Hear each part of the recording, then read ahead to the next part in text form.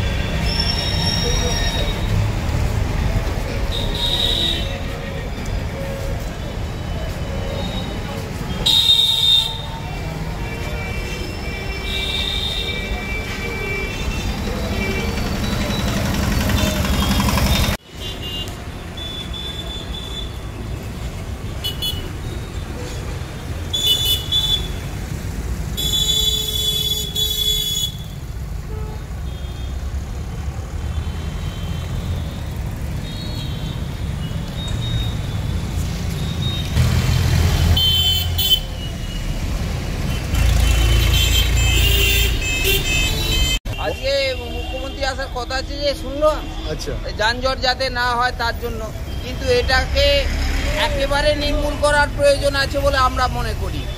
এই নিত্য পথচারী যারা, তারা ওই পদব্রজে যাওয়ার অবকাশটুকু পায়নি।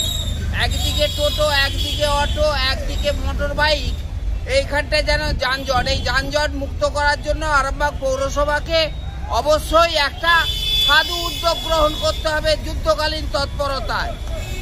এই যে এর স্থায়ী সমাধান চাই।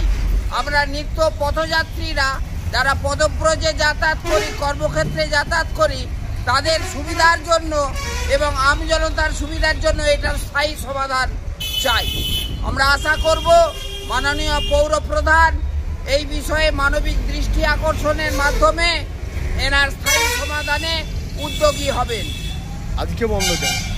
আজকে মুখ্যমন্ত্রী আসার কথা আছে যাতে যানজটটা অনেকটা বিরত রাখা যায় যানজট থেকে, সেই জন্যে। আপনার নাম? আমার নাম অভিজিৎ কুমার। বাড়ি?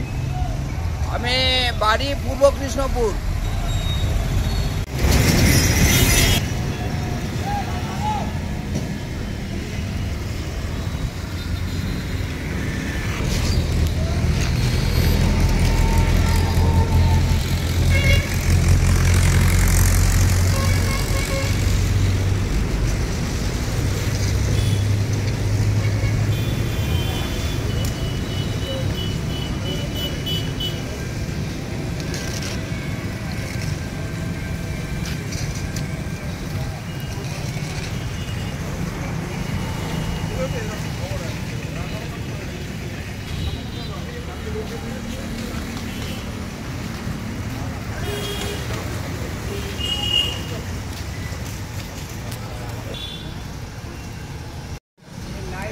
ভাববে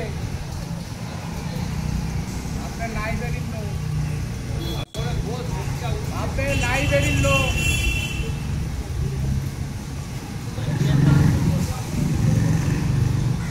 লাইব্রেরিয়ান ভাববে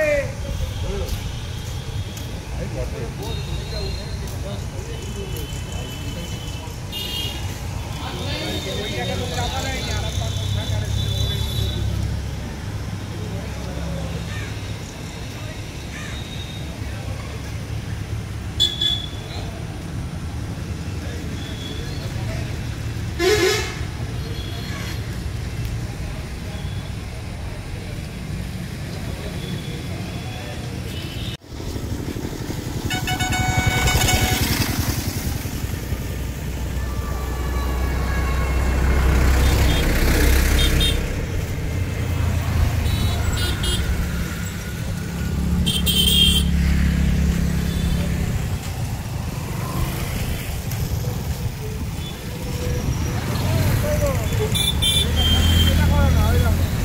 কালকে করেছি।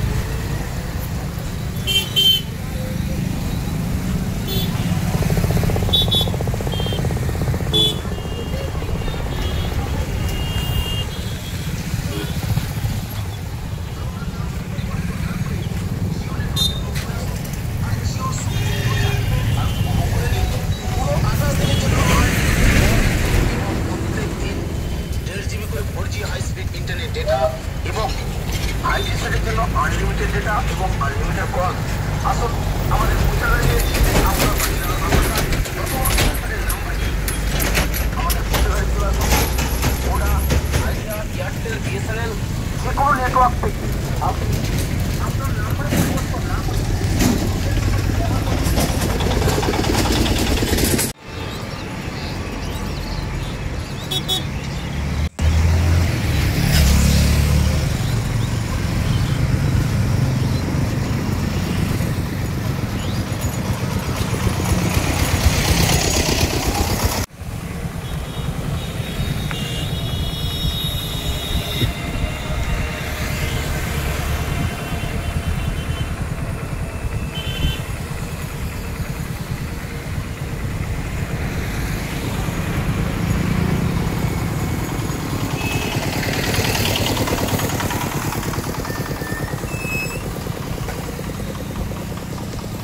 আপনার উজ্জ্বল ভবিষ্যতের একমাত্র দিশারি জ্যোতিষ জগতে অদ্বিতীয় ডক্টর অঞ্জন শাস্ত্রী। দেখুন জ্যোতিষ অঙ্গনে অঞ্জন প্রতি রবিবার ঠিক রাত 12টায় শুধুমাত্র TV9 বাংলায়।